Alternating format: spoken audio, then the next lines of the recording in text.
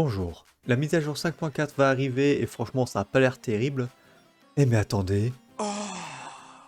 Oh, mais ça a pas l'air si mal ça, dis donc. Bon, c'est pas plus mal qu'on retourne à Inazuma, ça fait longtemps qu'on n'a pas vu certains personnages. En plus, je commence à en avoir marre de Natlan avec sa quête de con là et son boss final nul à chier. Bref, on s'en fout. Du coup, on va voir les personnages de la 5.4, quels sont les moins pires en vous exposant les avantages et les inconvénients de chacun. On va commencer par Sigewinne. Au niveau de ses avantages, elle n'a pas besoin de rester longtemps sur le terrain, que ce soit pour les soins ou son déchaînement. Son buff sur les dégâts de compétence est insane. Son application hydro hors terrain est très bon. Elle peut être jouée en sub DPS et elle est efficace dans ce rôle sans de grands investissements. Mais pour un build full healer, le déchaînement reste important.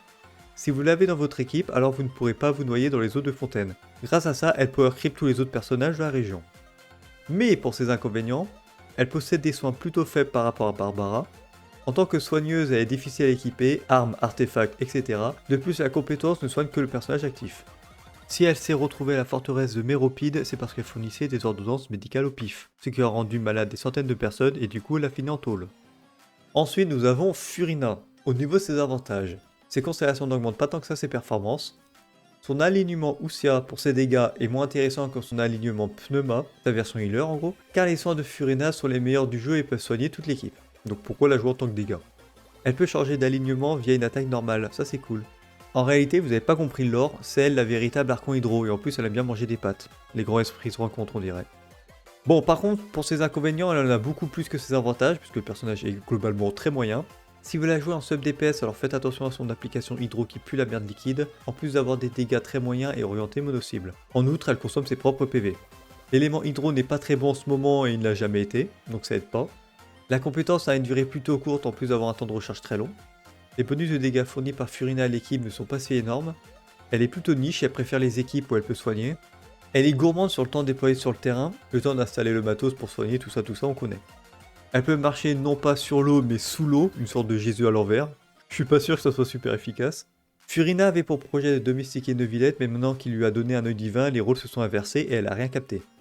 Ensuite nous avons Ryotesley, que je vais appeler Philippe parce que son nom est super chiant. Pour ses avantages, la plupart de ses meilleurs alliés sont des personnages 4 étoiles. Afin d'optimiser ses dégâts, il n'est pas nécessaire de parfaitement le maîtriser. Un de ses passifs fonctionne lorsque les PV de Philippe sont supérieurs à 60%, ce qui rend obligatoire l'apport de soins, et c'est pas plus mal. Il est free-to-play friendly, que ce soit pour ses armes ou les statistiques de ses artefacts. Je sais pas si vous avez remarqué, mais il se trimballe avec des menottes en permanence, et bien parce que c'est un grand adepte du salon des plaisirs de Yelan au port de Liyue, le coquin. Pour ses inconvénients, ses dégâts personnels sont plutôt faibles pour un 5 étoiles, ses constellations sont donc fortement recommandées. Il est très sensible à l'interruption, donc essayez d'équiper avec lui un shielder qui peut soigner, comme ça vous aurez le bonus du passif. Il est assez rigide dans ses compositions d'équipe, il se jouera principalement en team suractivation. Il applique mal l'élément cryo, ce qui est un comble pour un catalyseur, mais comme il se bat au corps à corps, ça va être ça la particularité. Il fait croire à ses collègues de la forteresse de Méropide qu'il adore le thé, mais nous savons très bien qu'il met la dose de rhum dedans. Il est souvent torché toute l'après-midi et il s'est jamais fait griller jusqu'à là.